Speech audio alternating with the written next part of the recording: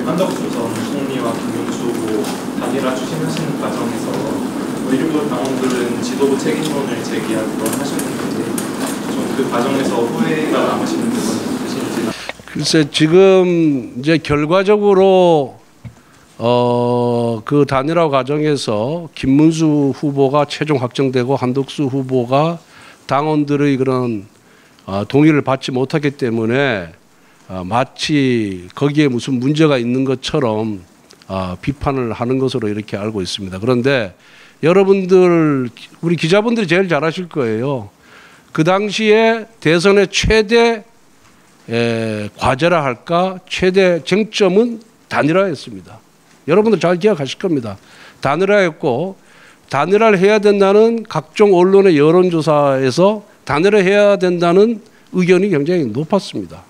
그리고 김문수 후보께서도 수십 차례 단일화를 하겠다라고 국민들과 약속을 했습니다. 당원들과.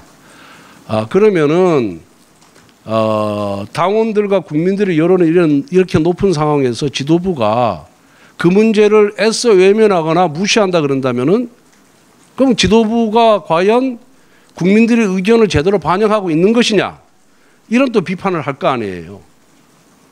그래서 당 지도부는 대선 승리의 가능성을 단 1%라도 높이는 것이 좋겠다. 그런 차원, 그리고 당원과 국민들이 단일화를 열망하고 있다는 차원, 그리고 세 번째는 김문수 후보께서 단일화를 하겠다는 수십 번에 걸친 약속, 이 모든 것을 고려할 수밖에 없었습니다. 그래서 비대위에서 논의한 결과 그러면은 당원들의 의견을 한번 물어보자. 당원들이 정말 실제로 그렇게 생각하고 있는 건지 물어보자. 라고 해서 의견이 모아져서 당시 비대위원 7명 전원 일치로 그 후보 단일화 작업에 돌입을 한 겁니다. 그래서 첫 번째로 당원들을 상대로 전 당원 전수조사를 했습니다. 전수조사를 했더니 단일화에 찬성하는 당원들이 약 83%가 나왔고 그 83%의 인원을 83% 찬성하는 분들을 상대로 언제 단일화를 하면 좋겠냐 하니까 5월 10일 후보 등록 이전에 단일화를 해야 된다라는 의견이 87%였습니다. 그러면은 여러분들 한번 생각해 보십시오. 당원의 83%가 단일화를 해야 된다라고 명령을 내렸는데 그 여론조사를 하고 그거를 무시하고 가만히 있으면은 당 지도부가 직무유기한다, 책임을 방기한다는 비난을 받지 않겠습니까? 이미 그 조사를 한 직후에는 이거는 외길입니다. 외길. 외통수로 갈 수밖에 없는 거죠. 그래서 당원 당규가 규정하는 절차를 그대로 밟고 또 당의 법률위원장 검토를 받아서 아무 문제가 없다라는 그런 의견을 듣고 그 당원 당규에 정해진 절차대로 나간 것입니다. 나가서 83%를 하고 그 다음에 뭐 비대위 또 선관위 열어가지고 김문수 후보와 한덕수 후보 간에 우리 당원 당규의 대통령 후보 선출 규정에 따라서 당원 투표 50%, 국민 여론조사 50%또 했죠. 했더니 후보 교체 필요성에 대한 의미 있는 결과가 나와서 진행을 한 것이고 그 과정에서 김문수 후보 측에서 전당대회 금지 및 후보 지위, 김문수 후보가 우리 당의 대통령 후보를 후보 지위에 있다는 것을 확인해 달라는 소송을 제기했고 소송과 동시에 가처분 신청을 제기했는데 남부지방법원에서 당원 당규 절차대로 했고 아무런 문제가 없다. 실체적 절차적 요건을 다 갖추었다 해가지고 김문수 후보 측이 패하지 않았습니까? 그죠? 기각이 됐죠. 그런데 마지막 우리 당의 당원 당규에 따라서 우리 후보를 확정하는 절차에 있어서 당원들이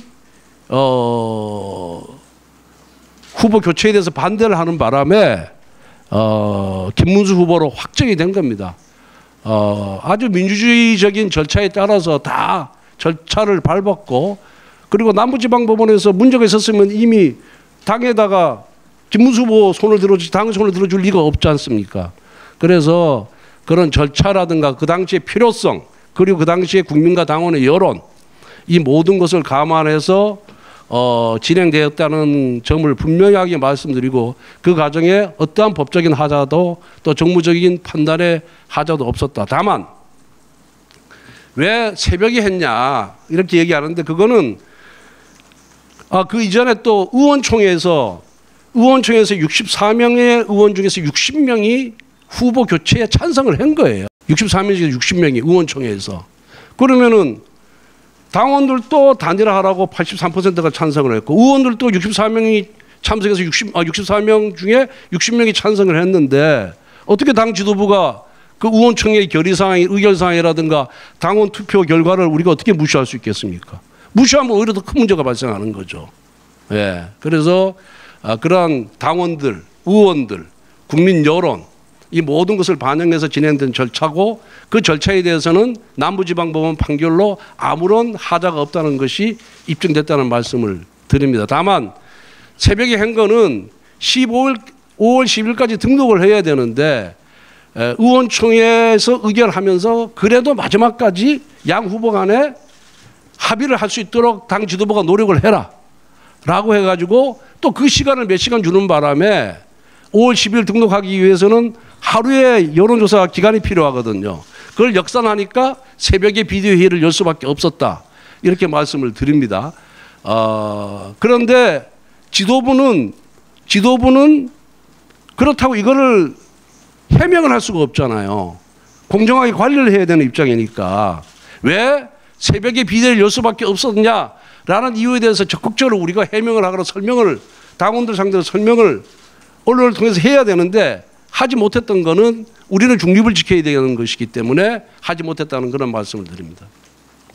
이제 당시 당 지도부에서 이제 한덕수 전 총리가 이제 경선에 출마해야 된다라는 거를 좀 권유를 더시던가 이런 노력이 부족했다는 지적도 나왔었는데요. 이 부분은 어떻게 보시는지? 뭐 그 점에 대해서도 여러 경로를 통해서 경선에 참여하라는 권유를 했습니다. 예, 이미 했다는 말씀을 드리고 그런데 경선에 참여하지 않아서 저도 여기서 기자 브리핑에서 얘기했듯이 이제는 등록한 후보들을 상대로 간다라고 했는데 그 우리 당 후보가 확정될 때까지 계속해서 단일화 여론이 죽지 않은 거예요. 오히려 단일화 여론이 더 커져간 겁니다. 그리고 많은 의원들이나 당원들이 단일화를 해야 승리 가능성이 조금이라도 높아진다라고 계속해서 요구를 했기 때문에 결국은 그런 단일화 절차에 돌입할 수밖에 없었다는 부득이하게 돌입할 수밖에 없었다는 말씀을 드립니다. 그 후보자 등록 시간이 아까 3시에서 4시 사이로 한 거 그 자체는 잘못된 거 아닙니까? 아니요, 그렇지 않아요. 그 다 당헌 단계에 맞춰서 했다는 말씀을 드립니다. 예. 의총 취소 배경으로 당내 분열 모습 얘기해 주셨는데 퇴임 이후에도 통합을 위한 역할에 생각이 있는지 이거 하나랑요. 대표님께서 사퇴 의사를 밝혔을 당시에 보수 재건을 언급해 주셨는데 이를 위해서 탄핵의 간을 넘어야 한다고 보는지 아니 대표님께서 생각하시는 방안이 무엇인지 좀 궁금합니다. 이제 물러가는 마당에 후임 원내대표가 선출되고 또 전당대회를 통해서 당대표가 들어오지 않습니까? 새로운 지도체제가 들어오는데 물러가는 마당에 뭐 이런저런 주문을 하거나 이런저런 요청을 하는 것 자체가 적절하지 않다 저는 그렇게 생각을 합니다. 세술은 세 부대에 담근다고 새로운 당대표와 원내대표가 자신들의 그 상을 의원들과 공유를 하고 거기서 최적의 조합 또 선택을 해서 당을 이끌어가면 된다 이렇게 생각을 하고요. 탄핵 문제는 저희들이 탄핵 선고 이전에 당시 권영세 비대위원장과 원내대표인 저가 헌법재판소의 결정을 100% 수용한다라고 얘기했습니다. 그에 반해서 민주당은 수용하겠다는 얘기는 안 했어요. 어떤 결정이 나도 수용하겠다는 얘기는 안 하고 무조건 탄핵이 인용되어야만 한다라고 주장을 했습니다. 그래서 탄핵은 이미 헌법재판소의 결정으로 이미 종료가 된 문제고 역사적 사실이 된 겁니다. 거기에 대한 계엄에 대한 평가는 이미 받은 겁니다. 그런데 이미 헌재의 결정으로 이미 역사적 사실이 된 문제를 갖고 계속해서 뭐 거기에 대해서 언급을 하거나 그걸 갖고 계속 뭐 찬탄 반탄을 갖고 논쟁을 하는 것 자체가 아무런 의미가 없고 부질없는 짓이다. 이렇게 저는 생각합니다. 이상 마치겠습니다. 예.